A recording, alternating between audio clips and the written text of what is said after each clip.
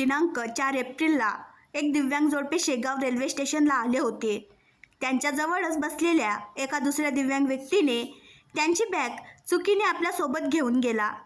आयुष्यभराची महत्त्वपूर्ण कागदपत्रे, 3 मोबाईल व 1000 रुपये रोख गेल्याने ते दोघेही रडत असताना तेलंग यांच्या नजरेत आले.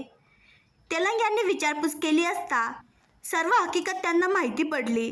तेलंग यांनी लगेच CCTVच्या माध्यमातून बॅग नेणारा हेरला व तो ज्या ट्रेनमध्ये बसला ती ट्रेन बडनेरा येथील सहाय्यक उपनिरीक्षक भाऊसाहेब पवार यांना माहिती देऊन त्यांच्याजवळून बॅग ताब्यात घेतली. लगेच शेगावला परत पाठवली. रंजन तेलंग यांनी बॅग मिळाल्याचे सांगताच दोघेही आनंदाने भारावून गेले व वरील सर्व मुद्देमालासह तेलंग यांनी कायदेशीर कारवाई करत आज दिनांक 5 एप्रिल रोजी बॅग त्यांना परत केली.